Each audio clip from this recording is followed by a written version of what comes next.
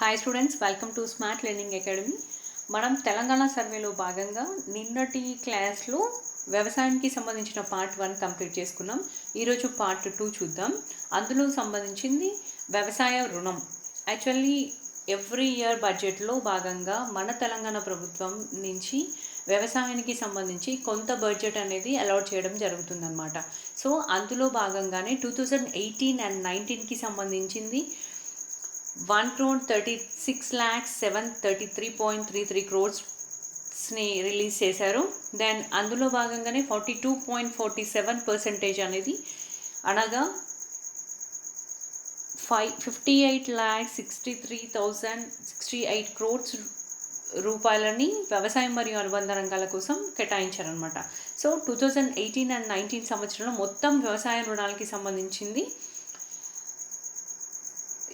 51 crores విస్తరించడం జరిగింది. So ఇది కొంచెం బిగ్ అమౌంట్ అని చెప్పుకోవచ్చు. అండ్ ఇంకొకటి ఏంటి అంటే వ్యవసాయ రుణానికి సంబంధించింది తెలంగాణకి సంబంధించింది ఏంటి అంటే మనకి రాష్ట్ర స్థాయిలో ఉండే బ్యాంక్ని ఏమంటారు అంటే Telangana state cooperative apex bank అనేసి అంటారు. దాని జిల్లా స్థాయిలో ఉన్న బ్యాంక్ని ఏమంటారు అంటే జిల్లా కోఆపరేటివ్ సెంట్రల్ బ్యాంక్ అంటారు. దాని గ్రామ స్థాయిలో ఉన్న బ్యాంక్ని ఏమంటారు అంటే ప్రాథమిక వ్యవసాయ సహకార సంఘాలు అనేసి అంటారు అనమాట. సో నాబార్డ్ నుంచి మనకి ఎక్కడి నుంచి అయితే నిధులు వస్తాయో నాబార్డ్ నుంచి రుణాలను సేకరించి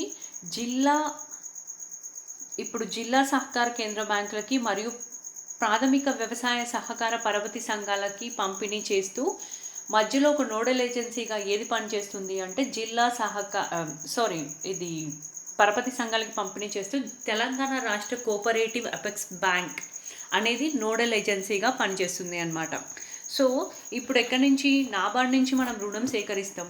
నాబార్డ్ నుంచి రుణం సేకరించి నెక్స్ట్ జిల్లా స్థాయికి వస్తుంది. ఆ జిల్లా స్థాయి నుంచి ప్రాథమిక సహకార సంఘాలకి పంపిణీ చేస్తూ దెన్ అక్కడి నుంచి రైతులకి కావాల్సిన రుణం అనేది అందుతుందన్నమాట. దెన్ 2018 and 19లో చూసుకున్నట్టయితే 2,52,799 crores పంట రుణాలకి సంబంధించింది మంజూరు చేస్తే 2,959.8 కోట్ల స్వల్పకాలిక రుణాల కోసం మంజూరు చేసింది. సో ఇది జస్ట్ మామూలుగా గుర్తుపెట్టుకోండి. ఇక్కడ వచ్చే బిట్ ఏంటి అంటే యాక్చువల్గా నోడల్ ఏజెన్సీగా నాబార్డ్ నుంచి రుణాలను సేకరించి జిల్లా సహకార కేంద్ర బ్యాంకులకి దాని ప్రాథమిక పరపతి సంఘాలకి మధ్యలో ఏ ఏజెన్సీ అనేది ఏ బ్యాంక్ అనేది నోడల్ ఏజెన్సీగా పనిచేస్తుంది అని క్వశ్చన్ రావడానికి ఇక్కడ స్కోప్ ఉంది. సో మనం పెట్టాల్సిన ఆన్సర్ ఏంటి అంటే తెలంగాణ రాష్ట్ర కోఆపరేటివ్ అపెక్స్ బ్యాంక్ అనేది నోడల్ ఏజెన్సీగా ఉంటుంది అనేసి అక్కడ మనం ఆన్సర్ చేయాల్సి ఉంటుందన్నమాట. So this is about agriculture debt. Then ఇంకొకటి ఏంటి అంటే యాక్చువల్గా వ్యవసాయానికి సంబంధించింది రైతుల కోసం మన తెలంగాణ ప్రభుత్వం చాలానే పథకాలు ప్రవేశపెట్టింది. అందులో భాగంగానే సబ్సిడీ ధరకి వ్యవసాయ యంత్రాలను పంపిణీ చేయడం కానీ, రాయితీ ధరకి విత్తనాలను ఇవ్వడం కానీ, సో డ్రిప్ ఇరిగేషన్ని ఇంక్రీజ్ చేయడం కానీ, సూక్ష్మ సేద్య వ్యవసాయానికి సంబంధించిన అన్ని రకాల జాగ్రత్తలను తెలంగాణ ప్రభుత్వం తీసుకోవడం జరిగింది. సో అందులోని భాగంగా ఏంటి అంటే వ్యవసాయ యంత్రీకరణ. యాక్చువల్గా ఏంటి అంటే సాగు వ్యవసాయాన్ని తగ్గించేందుకు సబ్సిడీ ధర మీద యంత్ర పరికరాలను రైతులకి అందజేస్తూ ప్రభుత్వం అనేది వ్యవసాయ యంత్రీకరణని ప్రోత్సహిస్తుంది. సో సబ్సిడీ ధరకి యంత్రాలను ఇస్తే ఏమవుతుంది అంటే రైతులు అనేవాళ్ళు కంపల్సరీగా యంత్రాలను కొనుగోలు చేసి వాళ్ళు ఇంకా ప్రొడక్షన్ని పెంచడానికి ఛాన్సెస్ ఉంటుంది. కాబట్టి గవర్నమెంట్ అనేది ఈ విధంగా ఇస్తుందన్నమాట. సబ్సిడీ ఇవ్వడానికి రీజన్ ఏంటి అంటే వాళ్ళకి కొంచెం సోషల్గా ఫైనాన్షియల్గా అసిస్టెన్స్ ఇవ్వడం అనమాట. సో వ్యవసాయ యంత్రీకరణలో భాగంగా ప్రభుత్వ యంత్ర పరికరాల్లో ఎంతెంత సబ్సిడీ ఇస్తుంది, ఎంతెంత రాయితీ ఇస్తుంది అంటే ఇక్కడ షెడ్యూల్ కులాలు మరియు షెడ్యూల్ తెగల వారికి 95% సబ్సిడీని ఇస్తే ఇతర వర్గాల రైతులకి ఎంత ఇస్తుందంటే 50% సబ్సిడీని మాత్రం ఇవ్వడం జరుగుతుంది. సో రాష్ట్రం ఆవిర్భావం నుండి ఇప్పటివరకు 2014 నుంచి ఇప్పటివరకు ఎంత విలువైన పరికరాలను అందజేసింది రాయితీ ద్వారా అంటే 913 కోట్ల రూపాయల విలువైన ఈ వ్యవసాయ యంత్ర పరికరాలని ఎంతమందికి అందించింది, ఎంతమంది దాని ద్వారా లబ్ధి పొందారు అంటే 4.91 lakhs మంది ఫార్మర్స్ అక్కడి నుంచి లబ్ధి పొందడం జరిగింది. సో ఇక్కడి నుంచి క్వశ్చన్ ఏమన్నా ఎక్స్పెక్ట్ చేయొచ్చు అంటే 2014 నుంచి ఇప్పటివరకు వ్యవసాయ యంత్రీకరణలో భాగంగా తెలంగాణ ప్రభుత్వం చేపట్టిన రైతు సబ్సిడీలో భాగంగా ఎంతమంది రైతులు లబ్ధి పొందారు అంటే 4.91 lakhs. సో ఇక్కడ ఈ పాయింట్ అనేది గుర్తుపెట్టుకోండి. దాని ఇంకొకటి ఏంటి అంటే వడ్డీ లేని పంట రుణాలు మరియు పావలా వడ్డీ. యాక్చువల్గా 2012లో కూడా పావలా వడ్డీ అంటే ఎంత శాతం అని అడిగారు. 4%, 6%, 8%, 9% అనేసి అడిగారనమాట. 25 20 అనేసి అడిగారు. అది కూడా రావడానికి ఛాన్స్ ఉంది. కాబట్టి మీరు చిన్న చిన్న బిట్స్ అని నెగ్లెక్ట్ చేయకుండా కంపల్సరీ ఏ బిట్ అయినా కూడా చదువుకోవడానికి ట్రై చేయండి, విన్ అవుతారు, సక్సెస్ అవుతారు అనమాట. సో యాక్చువల్గా ఎందుకు వడ్డీ లేని పంట రుణాలను ఇస్తుంది వ్యవసాయంకి సంబంధించిన రైతులకి అంటే, యాక్చువల్గా రైతులకి ఆర్థిక భారాన్ని తగ్గించేందుకు, సంస్థాగత రుణ సహాయాన్ని కల్పించేందుకు రాష్ట్ర ప్రభుత్వం అల్ప వడ్డీతో లేదా పూర్తిగా వడ్డీ లేకుండా కొంత అమౌంట్ అని రైతులకి ఇవ్వడం జరుగుతుందన్నమాట. కొన్ని రైతులకి మంజూరు చేయడం జరుగుతుంది. సో రాష్ట్ర ప్రభుత్వం ప్రతి రైతుకి సంబంధించి 1 lakh రూపీ వరకు వడ్డీ లేని పంట రుణాలను అందిస్తుంది. అంతేకాకుండా ఇంకొకటి ఏంటి అంటే 1 lakh నుంచి 3 lakhs వరకు తీసుకున్న రుణానికి ఒక సంవత్సరంలోపు ఒకవేళ వాళ్ళు 1 lakh నుంచి 3 lakhs తీసుకొని 1 సంవత్సరంలోపు వాళ్ళు చెల్లించినారనుకోండి, అప్పుడు ఏంటి అంటే ఓన్లీ 25 పైసా మాత్రమే వడ్డీ వసూలు చేయడం జరుగుతుంది. అంటే పావలా వడ్డీ అనమాట. సో 1 రూపీలో 25% మాత్రమే వసూలు చేస్తారు. సో ఇది ఏంటి అంటే పావలా వడ్డీ అనేసి అంటారనమాట. సో ఇది కూడా బెనిఫిటే. ఎందుకు అంటే రైతులు చాలా కష్టపడి చేసుకుంటారు కాబట్టి కొంచెం ఫైనాన్షియల్గా అసిస్టెన్స్ కోసం ప్రభుత్వాలు అనేది ఈ డిసిషన్స్ తీసుకోవడం జరుగుతుంది అనమాట. సో 1 lakh రూపీ వరకు కంపల్సరీ వడ్డీ లేకుండానే ఇస్తారు, పంట రుణాలు అందిస్తారు. అంతేకాకుండా 1 lakh నుంచి 3 lakhs తీసుకుంటే మాత్రం పావలా వడ్డీ మాత్రమే వసూలు చేస్తారు. సో దానికి సంబంధించింది ఇది. అండ్ ఇంకొకటి ఏంటి అంటే ఇంకొక టాపిక్ ఏంటి అంటే వ్యవసాయ ఉత్పాదకాల పంపిణీకి సంబంధించింది. యాక్చువల్గా ప్రతి రైతుకి కంపల్సరీ వ్యవసాయంకి సంబంధించింది వ్యవసాయం చేయాలి అంటే వాళ్ళకి కంపల్సరీగా విత్తనాలు కానీ ఎరువులు కానీ వీటికి సంబంధించింది కంపల్సరీ వాళ్ళకి అసిస్టెన్స్ ఇవ్వాల్సి ఉంటుంది. కాబట్టి తెలంగాణ గవర్నమెంట్ నుంచి ఏంటి అంటే గ్రామ స్థాయిలో రైతులకి విత్తనాలని, ఎరువులని, పురుగు మందులకి సంబంధించిన ప్రాథమిక వ్యవసాయ సహకార సంఘాల ద్వారానే సరఫరా చేస్తుంది అన్నమాట ప్రభుత్వం. సో మన తెలంగాణ గవర్నమెంట్ నుంచి కూడా ప్రాథమిక వ్యవసాయ సంఘాల ద్వారానే సరఫరా చేయడానికి ట్రై చేస్తుంది. అందులో భాగంగానే మనకి ఏమేమి ఉన్నాయంటే 27 మోడ్రన్ సీడ్స్ సెంటర్స్ ఉన్నాయి. దెన్ 18 విత్తన నిల్వ గోదాములు, సీడ్ స్టోరేజ్ సెంటర్స్ అంటారు. దాని ప్రభుత్వ విత్తన సంస్థలు 38 లక్షల క్వింటాళ్ళ విత్తనాలను ఉత్పత్తి చేశాయి. అందులో భాగంగా ఉన్నాయి ఏంటి అంటే వరి, సోయాబీన్ అండ్ వేరుశెనగ, పప్పు ధాన్యాలకి సంబంధించిన ఇవన్నీ ఉన్నాయన్నమాట. సో దీంట్లో సంబంధించింది ఏంటంటే విత్తన గొలుసు కట్టులకు సీడ్ చైనింగ్ అని ఒక ప్రోగ్రామ్ని బలోపేతం చేసిండ్రు. దాంట్లో భాగంగానే 27 మోడ్రన్ సీడ్ సెంటర్స్ అంటే ఆధునిక విత్తన తయారీ కేంద్రాలను కూడా ఏర్పాటు చేయడంతో పాటు 18 విత్తన గోదాములని ఏర్పాటు చేసింది. దానితో పాటుగా విత్తన రాయితీ ఏమి ఇచ్చిందంటే 2014 రాష్ట్రం ఏర్పడిన దగ్గర నుంచి వివిధ పంటలకి చెందిన 26.91 lakhs క్వింటాల విత్తనాలని 38.93 లక్షల రైతులకి రాయితీ ధరకి అందించిందనమాట. సో ఇది కూడా రావడానికి ఛాన్స్ ఉంటుంది. ఒకసారి చూసుకోండి ఎంతమంది లబ్ధి పొందారు, విత్తనాలని ఎంతమందికి అందించింది అని చెప్తే 38.93 lakhs ఫార్మర్స్కి అందించడం జరిగింది. దెన్ ఇంకొకటి ఏంటంటే ఉత్పాదకాలకి సంబంధించింది కూడా రాయితీ ఎంత ఇచ్చారంటే 2014 and 15 నుంచి 2017 and 18 మధ్యలో ఎంత ఇచ్చింది అంటే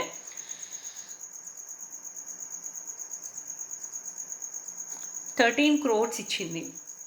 సో 13 crores విలువైన రాయితీ ఉత్పాదకాలని విడుదల చేసింది.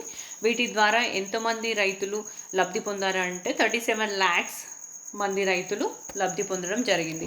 అంటే ఏంటి అంటే యాక్చువల్గా ఉత్పాదకులకు సంబంధించింది ఏమైనా విపత్తులకు సంబంధించిన ప్రాబ్లమ్స్ వస్తే దానికి సంబంధించిన ఉత్పాదకాల మీద రాయితీ ఇవ్వడం జరుగుతుందన్నమాట. సో ఇదంతా ఉత్పాదకాలకి సంబంధించింది, వ్యవసాయ ఉత్పాదకాల పంపిణీకి సంబంధించింది. ఇంకొకటి ఏంటి అంటే యాక్చువల్గా ఓన్లీ వ్యవసాయానికి రాయితీలు ఈ ఎరువుల కోసం లేకపోతే పంట రుణాలను ఇస్తే సరిపోదు కదా. దానికి సంబంధించింది మెయిన్ వ్యవసాయానికి సంబంధించింది అంటే వాటర్ ఫెసిలిటీని కల్పించడం కోసం తెలంగాణ గవర్నమెంట్ ఏ విధంగా ముందుకెళ్ళింది 2014 నుంచి ఇప్పటివరకు అంటే చాలానే మిషన్ కాకతీయ కావచ్చు, లేకపోతే ఇది చెరువులను తవ్వించడం కావచ్చు వ్యవసాయం కోసం. దాని కాళేశ్వరం ప్రాజెక్ట్ ప్రతిష్టాత్మకంగా చేపట్టిన కాళేశ్వరం ప్రాజెక్ట్ కాబట్టి ఈ ప్రాజెక్ట్స్ అన్నీ కూడా ఓన్లీ సాగునీటి కోసం తాగునీటి కోసం చేపట్టిన పథకాలు కాబట్టి. అంతేకాకుండా భక్త రామదాసు ప్రాజెక్ట్ కానీ పాలమూరు రంగారెడ్డి ఎత్తిపోతలు కానీ ఇవన్నీ స్టార్ట్ చేయడానికి మెయిన్ రీజన్ ఏంటి అంటే వ్యవసాయానికి సంబంధించిన వాటర్ కోసం అన్నమాట. సో మన దగ్గర ఏంటి అంటే భారీ మధ్య తరహా మరియు చిన్న నీటి పారుదల ప్రాజెక్టుల ద్వారా సాగునీటి సౌకర్యాన్ని పెంచడం కోసం తెలంగాణ గవర్నమెంట్ చేపట్టిన పథకాలు ఏంటి అని కూడా చూద్దాం. నాట్ ఓన్లీ మీకు సర్వే అంటే ఓన్లీ డేటా వైజే ఇంపార్టెంట్ కాదు. యాక్చువల్గా తెలంగాణ గవర్నమెంట్ ఎవ్రీ ఇయర్ ఫిబ్రవరిలో రిలీజ్ చేస్తుంది కదా. దాంట్లో ఏంటి అంటే ఆ ఇయర్లో స్టార్ట్ చేసిన ఆ ఇయర్లో ప్రారంభించిన పథకాలు కానీ తెలంగాణకి సంబంధించిన ప్రతి ఒక్క పథకం ఇంక్లూడ్ అయ్యే వస్తుందన్నమాట సర్వే రిపోర్ట్. సో అందుకే మనకి కరెంట్ అఫైర్స్ పరంగా కానీ జోగ్రఫీ పరంగా కానీ లేకపోతే ఎకానమీ పరంగా కానీ కంపల్సరీ ఇంపార్టెంట్ అని చెప్తాం అనమాట. సో మనకి ఎకానమీ పరంగా పథకాల పరంగా కూడా జనరల్ స్టడీస్లో ఇంపార్టెంట్ కాబట్టి ఒకసారి చూసుకోండి.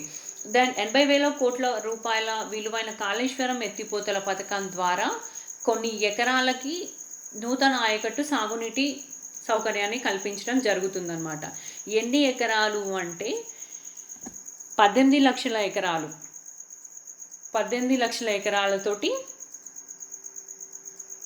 నూతన ఆయకట్టుని స్టార్ట్ చేసినారు. సో సాగునీటి సౌకర్యం కల్పించింది. 80,000 కోట్ల రూపాయలతో స్టార్ట్ చేసింది కాళేశ్వరం ఎత్తిపోతల పథకం. సో గుర్తుపెట్టుకోవాలి. Then Sriram Sagar project stage 1 and stage 2 Singur Nizam ప్రాజెక్టుల ద్వారా కూడా కొన్ని ఎకరాల ఆయకట్టుకు స్థిరీకరణ జరుగుతుందన్నమాట. కొన్ని ప్రాజెక్టుల ద్వారా ఏంటి అంటే సింగూరు నిజాం సాగర్ ప్రాజెక్టుల ద్వారా. సో దీనికి కూడా 18 లక్షల ఎకరాల ఆయకట్టు అనేది స్థిరీకరణ జరిగింది. సో ఇంకొకటి ఏంటి అంటే భక్త రామదాసు ప్రాజెక్ట్, భక్త రామదాసు ఎత్తిపోతల పథకం ద్వారా ఎక్కడుంది భక్త రామదాసు ప్రాజెక్ట్ అంటే ఖమ్మం జిల్లాలో ఉంది. సో అక్కడ ఎంత అంటే 58,958 ఎకరాలకి సాగునీటి పారుదల సౌకర్యాన్ని కల్పించడం జరుగుతుంది. ఇంకొకటి ఏంటి అంటే 35,700 కోట్ల రూపాయలతో విలువైన రూపాయలతో స్టార్ట్ చేసిన ఇంకొక ప్రతిష్టాత్మక ప్రాజెక్ట్ ఏంటంటే పాలమూరు రంగారెడ్డి ఎత్తిపోతల పథకం ద్వారా నాగర్ కర్నూల్, మహబూబ్ నగర్, రంగారెడ్డి, వికారాబాద్ మరియు నల్గొండ జిల్లా. నాగర్ కర్నూల్, మహబూబ్ నగర్, రంగారెడ్డి, వికారాబాద్, నల్గొండ జిల్లాలో 12,30,000 ఎకరాలలో సాగునీటి పారుదల సౌకర్యాన్ని కల్పించడం కోసం సంబంధిత దాని చుట్టుపక్కల ఉన్న పరిధిలోని గ్రామాలకు రక్షిత మంచినీటిని అందించే ఉద్దేశంతో స్టార్ట్ చేసిన పథకం ఏంటి అంటే పాలమూరు రంగారెడ్డి ఎత్తిపోతల పథకం. నాట్ ఓన్లీ పాలమూరు రంగారెడ్డి ఎత్తిపోతల పథకం ఎక్కడుంది అని అడగరు. దానితో పాటుగా దానివల్ల లబ్ధి పొందే జిల్లాలలో కింది వాణిలో ఏ జిల్లా దానివల్ల లబ్ధి పొందుతుంది అని అడగడానికి ఛాన్సెస్ ఉంటాయి కాబట్టి మీరు గుర్తుపెట్టుకోవాలి. నాగర్ కర్నూల్, మహబూబ్ నగర్, రంగారెడ్డి, వికారాబాద్ అండ్ నల్గొండ. సో ఏమేమి స్టార్ట్ చేసింది ఆ ఇయర్లో అనేసి చెప్తున్నాడు అది. దాని ఇంకొకటి వ్యవసాయానికి సంబంధించింది వాటర్ ఫెసిలిటీ ఒకటే కూడా కాదు కదా, దానికి బోర్ కావాలి అంటే కరెంట్ కావాలి. సో వ్యవసాయానికి రంగానికి సంబంధించిన 24 గంటల విద్యుత్ సరఫరా అనేది ఏ తేదీ నుంచి స్టార్ట్ చేసినారు అనేసి అడగడానికి కూడా ఛాన్స్ ఉంది. కాబట్టి ఏంటి అంటే రాష్ట్రంలోని 23 లక్షల వ్యవసాయ పంపు సెట్లకి జనవరి 1, 2018 నుంచి ఉచిత విద్యుత్ సరఫరాని అందిస్తున్నారు.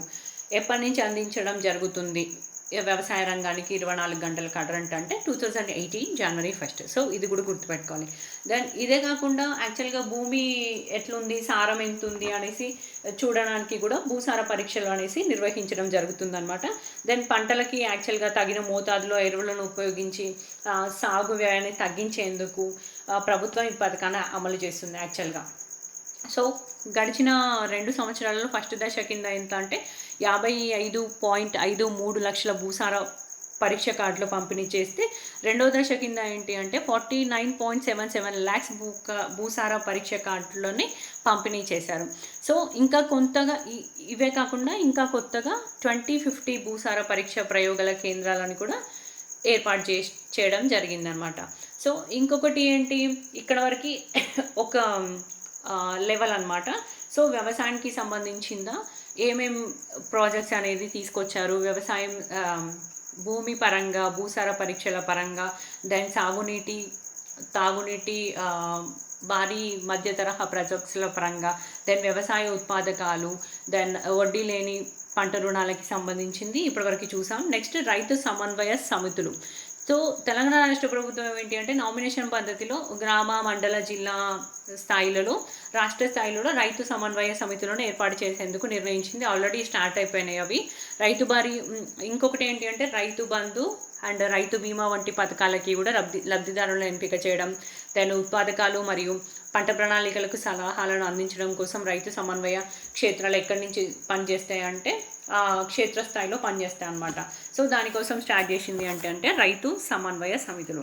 ఇంకొకటి తెలంగాణ ప్రభుత్వం నుంచి మేజర్గా మంచిగా క్లిక్ అయిన ప్రోగ్రామ్ ఏంటి అంటే రైతు బంధు. ఎందుకు అంటే యాక్చువల్గా రైతు పంట పండించడానికి ట్రై చేస్తూ ఉంటాడు. రైతు దగ్గర భూమి ఉంటుంది కానీ పెట్టుబడి పెట్టడానికి తన దగ్గర పైసలు ఉండవు.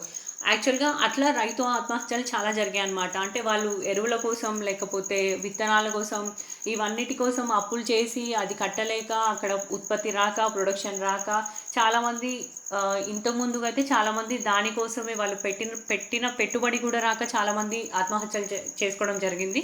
దాన్ని అంతా దృష్టిలో పెట్టుకొని మన తెలంగాణ గవర్నమెంట్ స్టార్ట్ చేసిన పథకం ఏంటి అంటే రైతు బంధు. అంటే కొంచెం ఫైనాన్షియల్గా అసిస్టెన్స్ ఇవ్వడం కోసం రైతులకి. సో ఈ పథకాన్ని ఎప్పటి నుంచి స్టార్ట్ చేసినారంటే 2018 ఖరీఫ్ సీజన్ నుంచి స్టార్ట్ చేసినారనమాట. ఎవరెవరికి రైతు బంధు అనేది కల్పిస్తున్నారు అంటే పట్టాదారు పాస్ పుస్తకం కలిగిన ప్రతి రైతుకి సంబంధించి ప్రతి సీజన్లో ఎకరానికి యాక్చువల్గా స్టార్ట్ చేసినప్పుడు 2018లో స్టార్ట్ చేసినారు కదా, అప్పుడు 4,000 రూపాయలను అందించడం జరిగింది. దేనికోసం? వ్యవసాయ సాగు పెట్టుబడి కోసం సహాయంగా తెలంగాణ గవర్నమెంట్ అందిస్తున్నారనమాట. సో 2018 అండ్ 19లో ఈ పథకం అమలు కోసం ఎంత కేటాయించింది అంటే అప్పుడు 12,000 కోట్ల రూపాయలను కేటాయించినారనమాట. దాని తర్వాతకి ఖరీఫ్ సీజన్లో 51.50 ల్యాక్స్ మంది రైతులకి 5,02,694 కోట్ల రూపాయలను చెక్కు ద్వారా పంపిణీ చేశారు. దెన్ ఇంకొకటి ఏంటి అంటే ఈ కుబేర్ అనే బండాగారం ట్రెజరీ ద్వారా 2018 అండ్ 19 రబీ సీజన్లో 49.03 ల్యాక్స్ ఫార్మర్స్కి సేమ్ 5,24,426 crores రూపాయలను నేరుగా బ్యాంకు ఖాతాలో వేయడం జరిగిందనమాట. సో ఆఫ్టర్ దట్ 2018లో 4,000 ఇచ్చేది 2019 అండ్ 20లో భాగంగా 2019 నుంచి ఎంత ఇస్తున్నారు అంటే 5,000కి పెంచడం జరిగిందనమాట. ప్రతి సీజన్కి 5,000 ఉండే, ప్రతి సీజన్కి అప్పట్లో 4,000 ఉండే, ఇప్పుడు ఎంత చేస్తున్నారంటే 5,000 రూపాయలకి పెంచడం జరిగింది. నెక్స్ట్ రైతు బంధు ప్రతిష్టాత్మకంగా చేపట్టిన ప్రోగ్రామ్ అని చెప్పుకోవచ్చు. నెక్స్ట్ దాని తర్వాత ఇంకొకటి ప్రోగ్రామ్ ఏంటి అంటే రైతు బీమా. యాక్చువల్గా రైతు బీమా కూడా తెలంగాణ రాష్ట్ర ప్రభుత్వం ప్రతి పట్టాదారు పుస్తకం కలిగిన ప్రతి రైతుకి మరియు అతని కుటుంబ సభ్యులకి ఆర్థిక భారాన్ని తగ్గించి సామాజిక భద్రతను కల్పించే విధంగా లక్ష్యంతో పనిచేస్తూ దానికి సంబంధించిన స్టార్ట్ చేసిన ప్రోగ్రామ్ ఏంటి అంటే రైతు బీమా అనమాట. ఏంటి అంటే ప్రతి రైతుకి మరియు అతడి కుటుంబ సభ్యుడికి కంపల్సరీ సామాజిక భద్రత అనేది కంపల్సరీ ఇంపార్టెంట్ అనమాట. దానికి సామాజిక భద్రతని కల్పించే ఉద్దేశంతో స్టార్ట్ చేయబడిన ప్రోగ్రామ్ ఏంటి అంటే రైతు బీమాగా చెప్పుకోవచ్చు. సో ఈ ప్రోగ్రామ్ కింద ఏంటి అంటే ఈ ప్రోగ్రామ్ ఎప్పుడు స్టార్ట్ చేసినారు? 2018 ఈ ప్రోగ్రామ్ ఇక్కడ మెన్షన్ చేయలేదు, సో మీరు రాసుకోండి ఒకసారి. 2018 ఆగస్టు 14 రోజు నుంచి స్టార్ట్ చేయడం జరిగిందనమాట. అంటే ఆ ఇయర్కి సంబంధించింది. సో ఎవరెవరికి రైతు బీమా అందిస్తుంది అంటే 18 to 59, 18 నుంచి 59 సంవత్సరాల వయసు గల రైతులందరికీ ఈ పథకం వర్తిస్తుంది. దేనికోసం రైతు బీమా అంటే రైతు ప్రమాదవశాత్తు సహజ మరణం పొందినా కూడా, లేకపోతే ఎలా అయినా రైతు చనిపోతే ఈ పథకం కింద కుటుంబ సభ్యులకు ఎంత ఇస్తుంది అంటే గరిష్టంగా 5 lakhs రూపీస్ అందడం చేయడం జరుగుతుంది అనమాట. ఇప్పటివరకు ఎంతమంది రైతులు చనిపోయినారంటే 15,246 రైతులు మంది చనిపోతే వాళ్ళకి 762.50 lakhs రూపాయలను ఎల్ఐసి పంపిణీ చేసింది. సో ఎల్ఐసితో టైఅప్ చేసుకుందనమాట. సో వాళ్ళే అందించడం జరుగుతుంది రైతులకి. సో ఇది అయిపోయిన తర్వాత ఇంకొకటి ఏంటి అంటే పంటల బీమా పథకం. ఇప్పుడు రైతుకి సంబంధించి భద్రత ఉంది. నెక్స్ట్ పంటలకి సంబంధించి కూడా ఏమన్నా విపత్తుల వల్ల వేసిన పంట కానీ ఏమైనా విపత్తుకి ఆపద కలిగి ఆ పంటకి ప్రాబ్లం ఏర్పడితే మన తెలంగాణ ప్రభుత్వం నుంచి స్టార్ట్ చేసిన యాక్చువల్గా ఏంటి అంటే కేంద్ర ప్రభుత్వమే స్టార్ట్ చేసింది ప్రోగ్రామ్. ఫసల్ బీమా యోజన పథకం కింద అమలు చేస్తున్నారు. 2016 ఖరీఫ్ సీజన్ నుంచి ప్రారంభించిందనమాట. సో ఇది ఏంటి అంటే ఆహార పంటలకి కానీ నూనె గింజలకు, వాణిజ్య మరియు ఉద్యానవన పంటలకి సంబంధించిన విపత్తులను తగ్గించి రైతులకి ఆర్థిక సహాయాన్ని అందించేందుకు ప్రవేశపెట్టిన ప్రోగ్రామ్ ఏంటి అంటే పంటల బీమా ప్రోగ్రామ్. ఇది ఎప్పటి నుంచి స్టార్ట్ చేసినారంటే 2016 నుంచి. యాక్చువల్గా కొంతమంది నమోదు చేసుకున్నారు. ప్రయోజనం పొందిన నమోదుల సంఖ్య, బీమా చేయబడిన మొత్తం లక్షలు కూడా ఇచ్చారు. బట్ మనకు అంత ఇంపార్టెంట్ ఏం లేదు. జస్ట్ ఏం స్టార్ట్ చేసినారో పంటల కోసం అనేసి అడగడానికి ఛాన్స్ ఉంటుంది కాబట్టి అది ఒకటి గుర్తుపెట్టుకోండి. దెన్ యాక్చువల్గా ఆహార పంటలలో ఇంకొకటి ఏంటి అంటే మెయిన్ చిరుధాన్యాలు, తృణధాన్యాలు. ఇందాక మనం చెప్పుకున్నట్టు 72% అనేది వాటా ఆక్రమించింది 2017-18లో చూసుకుంటే. సో చిరుధాన్యాల సాగును ప్రోత్సహించడం కోసం తెలంగాణ గవర్నమెంట్ ఏమైనా పథకాలని ప్రవేశపెట్టడం జరిగిందా అనేసి చూడాలి. యాక్చువల్గా వరి, గోధుమ వంటి తృణధాన్యాలతో పోలిస్తే సజ్జలు, రాగులు వంటి తృణధాన్యాలు, చిరుధాన్యాలు అధిక ప్రోటీన్స్ అండ్ పీచు మరియు పోషక విలువలను కలిగి ఉంటాయి. కాబట్టి యాక్చువల్గా ఏంటి అంటే చిరుధాన్యాల సాగుని ప్రోత్సహించడం జరుగుతుంది అన్నమాట. ఏంటి చిరుధాన్యాల సాగుకి ఏమేమి కావాలి అంటే తక్కువ మొత్తంలో నీరు అవసరం ఉంటుంది. దానికి సాగు ప్రాంతం ఉంటే సరిపోతుంది. దాని ఎరువులు మరియు క్రిమి సంహారకాలు అవసరమవుతాయి అన్నమాట. ఓన్లీ తక్కువ మొత్తంలో నీరు ఉంటుంది కాబట్టి సో దీన్ని ప్రోత్సహించడం కోసం కొన్ని ప్రాజెక్ట్స్ అనేది తీసుకురావడం జరిగింది. దెన్ రాష్ట్రంలోని ప్రతి జిల్లాలో కనీసం 1000 ఎకరాల్లో చిరుధాన్యాలను పండించడం కోసం తెలంగాణ గవర్నమెంట్ అనేది ప్రణాళికని సిద్ధం చేసిందనమాట. సో దీనికోసం ఏంటి అంటే ఏ సహకారం తీసుకుంటుంది అంటే Indian institute of millets and research సహకారంతో స్టార్ట్ చేసిన ప్రోగ్రామ్ ఏంటి అంటే Indian institute of millets and research IIMR సహకారంతో తెలంగాణ ప్రభుత్వం చిరుధాన్యాలను ప్రోత్సహించడం కోసం స్టార్ట్ చేసిన ప్రోగ్రామ్. సో జాతీయ విత్తన ప్రాజెక్టులో భాగంగా ఎంత పర్సంటేజ్ రాయితీ ఇస్తుంది, ఎంత పర్సంటేజ్ రాయితీ ప్రకారం చిరుధాన్యాలను విత్తనాలను పంపిణీ చేస్తుంది అంటే 65% రాయితీ అనేది ఇవ్వడం జరుగుతుంది. దెన్ ఈ రాయితీని రేపు ఫ్యూచర్లో ఏంటి అంటే 90% వరకు కూడా పెంచవచ్చు అనమాట. సో జాతీయ ఆహార భద్రతా మిషన్లో భాగంగా భారత ప్రభుత్వం అధిక పోషక విలువలు కలిగిన తృణధాన్యాలను ఎక్కడెక్కడికి పంపిణీ చేస్తుంది అంటే మహబూబ్ నగర్, మెదక్, రంగారెడ్డి, ఆదిలాబాద్ అండ్ మహబూబ్ నగర్, మెదక్, రంగారెడ్డి, ఆదిలాబాద్ 4 జిల్లాలకి. కొత్త జిల్లాల ప్రకారం అయితే ఇప్పుడు 13 జిల్లాలు అయితే, ఎందుకంటే అన్నీ డివైడ్ అయిపోయినాయి కాబట్టి సో సరఫరా చేస్తుంది అనమాట. దేని భాగంలో సరఫరా చేస్తుంది అంటే జాతీయ ఆహార భద్రత మిషన్లో భాగంగా సరఫరా చేస్తుంది.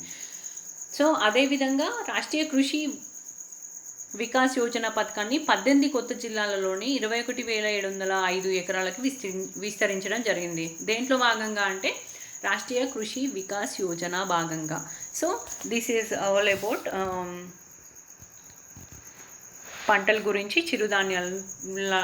ధాన్యాలు అండ్ పంట బీమా పథకంకి సంబంధించింది. సో ఇంకొకటి ఏంటి అంటే నెక్స్ట్ ఉద్యానవన పంటలకి కూడా రాయితీ ఇవ్వడం జరుగుతుంది. ఎలా పెంచాలి, ఎంత విస్తీర్ణంలో పెంచాలి, దానికోసం మనం తెలంగాణకి సంబంధించిన ఏమైనా రాయితీలు ఇస్తుందా, ఎక్కడెక్కడ ప్రోగ్రామ్స్ ఏమైనా స్టార్ట్ చేసిందా అనేసి కూడా చూద్దాం. ఉద్యానవన పంటలకి సంబంధించింది యాక్చువల్గా ఏంటి అంటే పండ్లు, కూరగాయలు, పువ్వులు, సుగంధ ద్రవ్యాలు మరియు ఔషధ మొక్కలు, తోట పంటలకి సంబంధించిన వీటన్నిటిని ఏమంటారు అంటే ఉద్యానవన పంటలుగా పరిగణిస్తారనమాట. పండ్లు కావచ్చు, కూరగాయలు కావచ్చు, పువ్వులు, flowers, vegetables, fruits, flowers, spices, సుగంధ ద్రవ్యాలు అండ్ ఔషధ మొక్కలకి సంబంధించిన తోట పంటలుగా పరిగణిస్తారనమాట. సో తెలంగాణలో వీటికి అనుకూలంగా ఉందా వాతావరణం, ఇట్లా పెంచుకోవచ్చా అంటే కంపల్సరీ వీటి సాగుకి తెలంగాణ అనుకూలంగానే ఉంది. అనుకూల వాతావరణంలో ఇవన్నీ పెంచవచ్చు. సో రాష్ట్రంలో 4,484 లక్షల హెక్టార్ల విస్తీర్ణంలో ఉద్యాన పంటలను సాగు చేస్తున్నారు. ఈ ఉత్పత్తి ఎంత ఉందంటే 51.42 lakhs మిలియన్స్ టన్స్ ఉందన్నమాట. సో కంపల్సరీ ఇది కూడా గుర్తుపెట్టుకోండి ఒకసారి, ఇంపార్టెంట్ ఏరియా చెప్పుకోవచ్చు. యాక్చువల్గా తెలంగాణ రాష్ట్రం ఉద్యానవన పంటల సాగు విస్తీర్ణంలో చూసుకున్నట్టయితే ఎంత ప్లేస్లో ఉందంటే 3rd ప్లేస్లో ఉంది. ఉత్పత్తిలో విస్తీర్ణంలో అంటే ఎంత సాగు చేస్తాం, ఎంత మేరకి సాగు చేస్తాం అంటే ఎంత ఏరియా వైజ్ సాగు చేస్తాం. దెన్ ఉత్పత్తి అంటే ప్రొడక్షన్, వచ్చే ప్రొడక్షన్లో ఏ ప్లేస్లో ఉందంటే 8th ప్లేస్లో ఉంది. దెన్ పసుపు పంటలోనే నిజామాబాద్ జిల్లానే అత్యధికంగా 1st ప్లేస్ని ఆక్రమించింది. మన తెలంగాణ అనేది దేశంలోనే ప్రథమ స్థానంలో ఉంటుంది. దేంట్లో అంటే పసుపు పంట సాగులో తెలంగాణ 1st ప్లేస్. సో ఎక్కడ పండుతుంది అంటే నిజామాబాద్, అక్కడే రూసాగడ్డి కూడా దొరుకుతుందన్నమాట. సో దిస్ ఈజ్ అబౌట్ ఉద్యానవన పంటలు. సో మళ్ళీ నెక్స్ట్ క్లాస్లో సూక్ష్మ నీటి పారుదల ప్రాజెక్ట్స్కి సంబంధించింది. దాని ఇంకొకటి ఏంటి అంటే లాస్ట్కి గొర్రెల పెంపకం కానీ ఇంకా ఇంకేమైనా తీసుకుందా, సెంటర్ ఆఫ్ లాస్ ఎక్సలెన్స్ కానీ, వ్యవసాయ మార్కెటింగ్ నిల్వ కానీ, గ్రీన్ హౌస్, దాని పాలీ హౌస్ల ఏర్పాటు, రైతు బజార్లు, మన కూరగాయలు ప్రోగ్రామ్ కావచ్చు, రైతు మార్కెట్ల గురించి కావచ్చు. సో నెక్స్ట్ స్లైడ్లో మళ్ళీ ఎక్స్ప్లెయిన్ చేస్తాను. అండ్ ఏమైనా డౌట్స్ ఉంటే కింద మీరు కామెంట్ సెక్షన్లో మెన్షన్ చేయండి. I will clarify your doubts. And thank you so much.